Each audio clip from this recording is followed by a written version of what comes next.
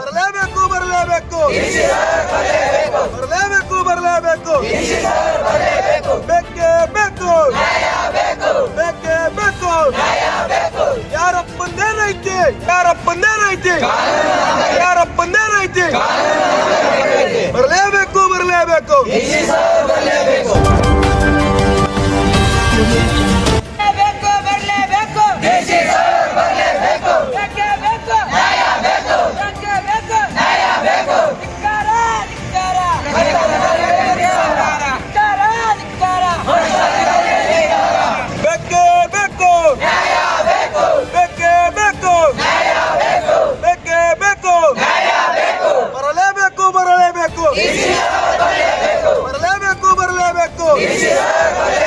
ಬರಲೇಬೇಕು ಬರಲೇಬೇಕು ಬೇಕೇ ಬೇಕು ಬೇಕೇ ಬೇಕು ಯಾರಪ್ಪಂದೇನೈತಿ ನೋಡ್ರಿ.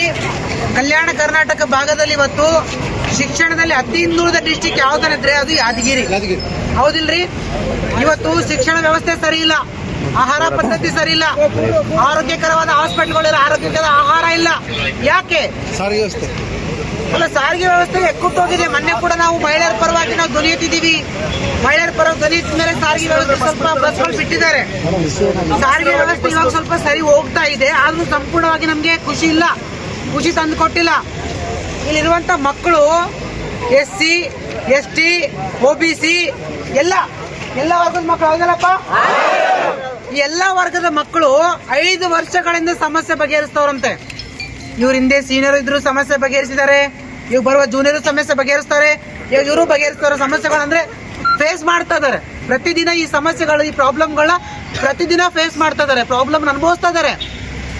ಇಲ್ಲಿ ಇವಾಗ ಸಮಾಜ ಕಲ್ಯಾಣ ಏನ್ ಹೇಳುತ್ತೆ, ಸೋಷಿಯಲ್ ವೆಲ್ಫೇರ್ ಏನ್ ಹೇಳುತ್ತೆ, ಅಂಬೇಡ್ಕರ್ ನಿಗಮ ಏನ್ ಹೇಳುತ್ತೆ, ಬಡವ್ರ ಮಕ್ಕಳಿಗೆ SC ST ದವರಿಗೆ ಇಲ್ಲ ದೇವರಾಜ ಅರಸ ನಿಗಮ ಏನ್ ಹೇಳುತ್ತೆ, ಬಡವ್ರ ಮಕ್ಕಳಿಗೆ SC ST ಮಕ್ಕಳುಗಳಿಗೆ ಒಳ್ಳೆ ವಿದ್ಯಾಭ್ಯಾಸ ಸಿಗಲಿ, ಒಳ್ಳೆ ಶಿಕ್ಷಣ ವ್ಯವಸ್ಥೆ ಸಿಗಲಿ, ಒಳ್ಳೆ ಹಾಸ್ಟೆಲ್ಗಳ ವ್ಯವಸ್ಥೆ ಸಿಗಲಿ, ಒಳ್ಳೆ ಆಹಾರ ಪದ್ಧತಿ ಸಿಗಲಿ, ನಮ್ಮ ಈ ಹಳ್ಳಿ ಭಾಗದ ಮಕ್ಕಳು ಮೇಲೆ ಬರಲ್ಲ ಅಂತೇಳಿ ಸರ್ಕಾರ ಇವೆಲ್ಲ ಯೋಜನೆಗಳು ತಗೊಂಡ್ಬಂದಿದೆ. ಆದ್ರೆ ಆ ಯೋಜನೆಗಳು ಎಲ್ಲಿ ಇವತ್ತು ಮಕ್ಕಳಿಗೆ ತಲುಪಿಲ್ಲ.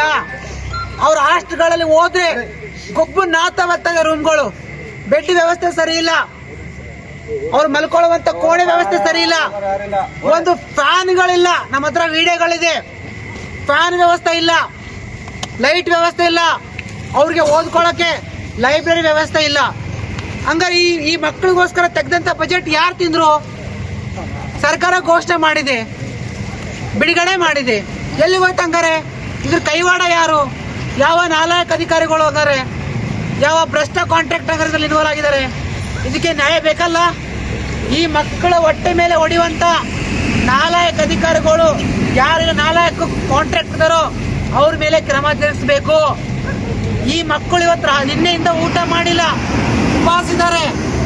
ವಾರ್ಡನ್ ಅವರು ದುರಂಕಾರದಿಂದ ಮಾತಾಡ್ತಾನಂತೆ. ಯಾಕಪ್ಪ? ನಿಮ್ಮ ಮನೆ ಮಾರಿ ತಂದು ಕೊಡ್ತಾ ಇದೆಯಾ ಊಟ ಅವ್ರಿಗೆ? ನಿಮ್ಮ ಅಪ್ಪ ಮಾಡಿದೇನೆ ಆಸ್ತಿ ಮಾರಿ ತಂದು ಕೊಡ್ತಾ ಇದೆಯಾ?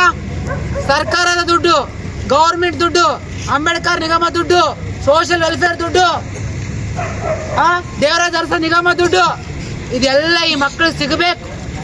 ಇವತ್ತು ನೀವು ಲೂಟಿ ಮಾಡ್ಕೊಂಡು ಹೋಗಿದ್ರೆ ಯಾರು ಕೇಳಲ್ಲ ಅನ್ನೋ ಕಾರಣಕ್ಕ ಈ ಮಕ್ಕಳು ಇರುವಂತ ಜಾಗ ರೀ ಒಂದು ಸ್ಟ್ರೀಟ್ ಲೈಟ್ ಇಲ್ಲ, ಹೈಮಾಸ್ ಲೈಟ್ ಹಾಕ್ಬೇಕಾಗಿತ್ತು. ಯಾಕೆ ಹಾಕಿಲ್ಲ? ಬಡವ್ರ ಮಕ್ಕಳು ಹೇಳಕ್ಕಾಗಲ್ಲ ಅಂತ. ಅದೇ ಶ್ರೀಮಂತರ ಮಕ್ಕಳನ್ನ ಬಿಟ್ಬಿಡ್ತೀರಾ? ಆಫೀಸರ್ ಮಕ್ಕಳು ಓದಿಸ್ತೀರಾ? ಅಲ್ಲಿ ಆ ಊಟ ತಿನ್ನಿಸ್ತೀರಾ? ಇದಕ್ಕೆಲ್ಲ ಉತ್ತರ ಬೇಕು. ಯಾರು ಕೊಡ್ತಾರೋ ಕೊಡ್ಲಿ ಉತ್ತರ. ನಮ್ಗೆ ತಹಸೀಲ್ದಾರ್ ಬಂದಿದ್ದಾರೆ, ಅವ್ರಿಗೆ ತುಂಬಾ ಗೌರವ ಇದೆ, ಪೊಲೀಸರು ಸಹಕಾರ ಕೊಡ್ತಾ ಇದ್ದಾರೆ. ನಾವೆಲ್ಲ ಶಾಂತಿಯುತವಾಗಿ ಹೋರಾಟ ಮಾಡ್ತಾ ಇದೀವಿ. ನಾವು ಯಾವ ಪೊಲೀಸ್ ಅಧಿಕಾರಿ ವಿರುದ್ಧವಾಗಿಲ್ಲ, ಯಾವ ರಾಜಕಾರಣ ವಿರುದ್ಧವಾಗಿಲ್ಲ, ಯಾವ ಪಕ್ಷದ ಪರವಾಗಿಲ್ಲ. ನಮ್ಮ ಯುವಕರ ಭವಿಷ್ಯದ ಪರವಾಗಿ, ನಮ್ಮ ಯುವಕರಿಗೆ ಸಿಗಬೇಕಾದ ಸವಲತ್ತು ಇವತ್ತು ನಮ್ಮ ಡಿಸ್ಟಿಕ್ ಅಲ್ಲಿ ಸಿಗ್ತಾ ಇಲ್ಲ.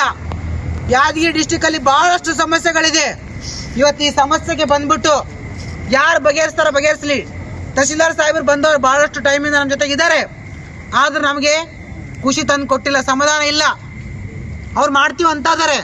ನಾಳೆ ಅವ್ರು ಹೋಗಿ ಮಾಡಕ್ಕಾಗಿಲ್ಲ ಅಂದ್ರೆ ಮೇಲಧಿಕಾರಿಗಳು ಟೈಮ್ ತಗೊಂಡ್ರೆ ಯಾಕೆ ಬೇಕು ಈ ಸಮಸ್ಯೆ? ಬರ್ಲಿ ಡಿ ಸಿ ಅವರು, ಡಿ ಸಿ ಅವ್ರು ಬರೆದು ಕೊಡ್ಲಿ. ಇಲ್ಲ ಡಿ ಸಿ ಅವ್ರಿಗೆ ಕಾಲ್ ಮಾಡಬಾರ್ದ ನಾವು? ಇಲ್ಲ ಈ ಸಮಸ್ಯೆಗಳು ಹೇಳ್ಬಾರ್ದಾ? ಇಲ್ಲ ಅವ್ರಿಗೆ ಒಂದು ಟೈಮಿಂಗ್ಸ್ ಇದೆಯಾ? ಇದೇ ಟೈಮಿಗೆ ಫೋನ್ ಮಾಡ್ಬೇಕಂತ ಇದ್ರೆ ಹೇಳ್ರಿ, ನಾವು ಅದೇ ಟೈಮರು ಕಾಯ್ತೀವಿ. ಇಲ್ಲಿ ಬೆಳಗಾವ್ರಿಗೆ ಮಕ್ಕಳು ಎಲ್ಲ ಮಕ್ಕಳು ಉಪವಾಸ ಇದ್ದಾರೆ. ಈ ಮಕ್ಕಳಿಗೆ ಏನಾದ್ರೂ ಸಮಸ್ಯೆ ಆದ್ರೆ ಇದಕ್ಕೆ ನೇರ ಹೊಣೆ ಅಧಿಕಾರಿಗಳು.